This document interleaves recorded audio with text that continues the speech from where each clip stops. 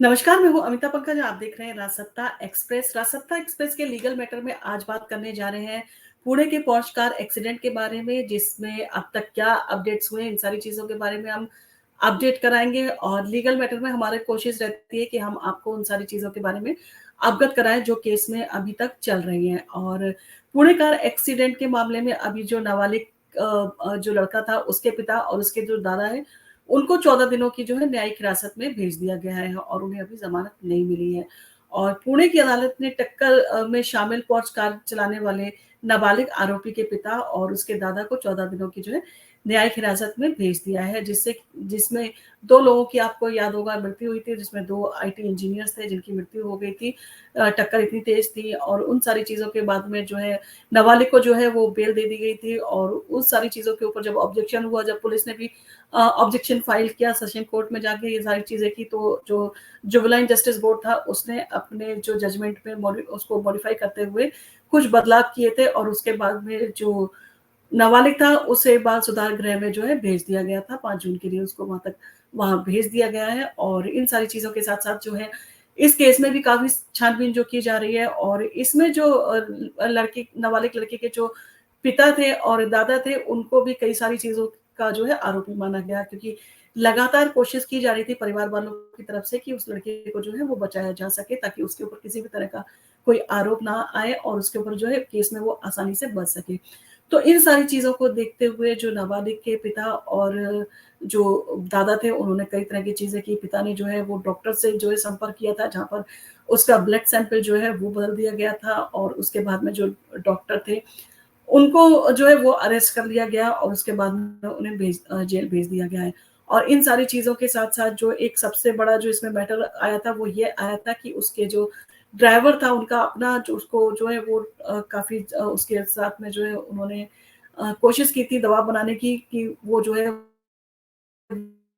वो ये स्वीकार कर ले कि जब एक्सीडेंट हुआ तो वहाँ रोड ड्राइव कर रहा था। और इन सारी चीज़ों के लिए उन्होंने अननेसेसरीली प्रेशर उसके ऊपर बिल्डअप किया, जिसके कारण जो है उनके ऊपर वो कई जो धाराएँ वो भी जोड़ी गई हैं, जिसमें जो उनके सबूत थे उससे छेड़छाड़ करने में, और जो ड्राइवर था उसको भी उन्होंने जो है वो अपने घर में जो है बंधक बना के रखा था, जिसके ऊपर उनके ऊपर जो पिता है और दादा है, उन दोनों के ऊपर जो है सेक्शन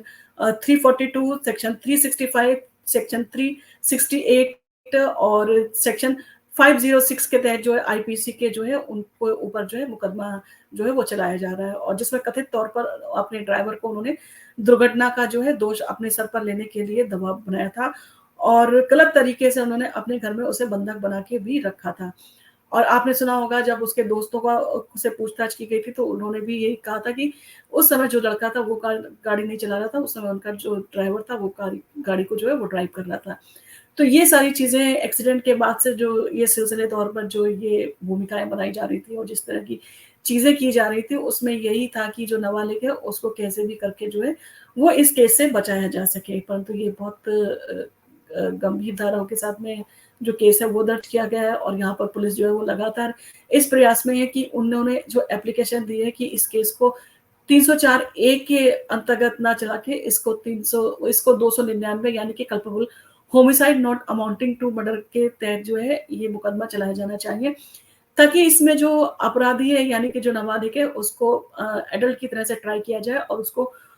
इसमें जो है वो ज़्यादा से ज़्यादा सज़ा हो। इसमें अगर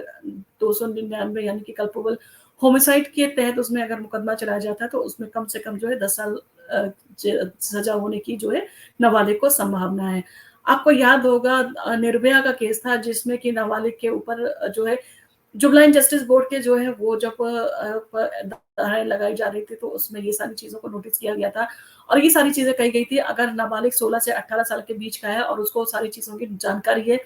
कि वो क्या कर रहा है, वो उसको सोचने समझने की शक्ति है, उसको पता है कि क्या सही है, क्या गलत है। तो ऐसी स्थिति में जो है उसको एडल्ट की तरह से ट्राई किया जाना चाहिए और उसके ऊपर वही धाराएँ लगा के केस जो है वो चलाया जाना चाहिए। तो अब देखना होगा कि जो पुणे पुलिस है वो अपने प्रयास में कितना सफल होती है, क्योंकि जो एप्लीकेशन है वो अभी तक पेंडिंग है और इस पे जो है वो केस क्या जो कहते जो है कोर्ट क्या डिसीजन लेती है। और ड्राइवर पर जिस तरह से अननेसेसरली जो है दबाव डाला गया था और उसको बंधक बनाया गया था, और इन सारी चीज़ों में नाबालिग के जो दादा हैं, उनको 25 मई 2024 को जो है गिरफ्तार कर लिया गया था। और नाबालिग के पिता जो है वो रियल एस्टेट डेवलपर हैं और किशोर न्याय अधिनियम के सेक्शन 75 और 77 के तहत जो उन्हें गिरफ्तार किया गया है। जिसमें ये सारी चीज़ें होती हैं कि आप एक नाबालिग को जानते हुए कि वो उसका ड्राइविंग लाइसेंस नहीं है और उसकी जो है लीगल एज नहीं है और ऐसी आप उसको जो है ऐसा ही खुला छोड़ देते हैं। आपकी कस्टडी में है वो, आप उसके पेरेंट हैं और आप सारी चीज़ें जानते हुए उसको अल्कोहल का सेवन करने देते हैं, जबकि महाराष्ट्र में जो अल्कोहल के सेवन की एज है वो 25 इयर्स है और पार्टी करने के लिए उसको वो कार दे देते हैं जिसका रजिस्ट्रेशन नहीं हुआ है और वो बिना नंबर की कार जो है वो तेज स्पीड से सड़क पे दौड़ाता है, जिससे कि 2 युवा जो होते हैं इंजीनियर, उनकी मृत्यु ऑन द स्पॉट हो जाती है और उसके बाद में उसको जो अदालत है वो 15 घंटे के अंदर बड़ी आसानी से बड़ी आसान शर्तों के साथ, कंडीशन के साथ में उसे जो है वो है ज़मानत दे देती है। तो ये सारी चीज़ें जो है प्रश्न चिन्ह करती हैं, प्रश्न चिन्ह उठाती हैं कानून के ऊपर कि भारत का जो कानून है वो इस तरह का है, इसमें कितने सारे जो है लूप होल हैं जिसके वजह से जो इतने बड़ा एक्सीडेंट हुआ उसके बाद में भी जो नाबालिग था उसको इतनी आसान कंडीशन पे जो है वो बेल मिल गई थी। अब देखना होगा इसमें जो पुलिस ने अपना जो पहल की है, जिस तरह से उन्होंने केस की छानबीन को तेज कर दिया है, एक्टिव हो गई है सारी चीज़ों में, वो देखने लगी है कि क्या चीज़ें हो रही हैं, किस तरह के जो है वो कदम उठाए जा सकते हैं। उन सारी चीज़ों का वो सख्ती से जो है वो सख्ती का पालन करते हुए केस में जो है वो पूरी कोशिश कर रहे हैं कि इस केस के साथ में जस्टिस हो और जो 2 कहते हैं इंजीनियर्स की मृत्यु हुई है, उनके परिवार वालों को कहीं न कहीं जब यो ना नाबालिग को सज़ा मिलेगी तो कहीं न कहीं उनको थोड़ा बहुत जस्टिस मिले। तो ये सारी चीज़ें हैं, उन सारी चीज़ों को देखते हुए जो है वो कोशिश की गई है पुणे पुलिस के द्वारा और नाबालिग जो है उसके पास में ड्राइविंग लाइसेंस भी नहीं था और उसकी लीगल एज भी नहीं थी और उसके बाद भी उसे पार्टी करने देना और उसे अल्कोहल का सेवन करने देना और ये सारी चीज़ें जो थी वो नाबालिग के पिता की जो है नॉलेज में थी और इन सारी चीज़ों को जो चलते जो बारटेंडर था और बार और पब्स थे उनके ऊपर भी कार्रवाई की गई थी। उसके भी ओनर्स और मैनेजर को और बारटेंडर को जो है वो अरेस्ट कर लिया गया था।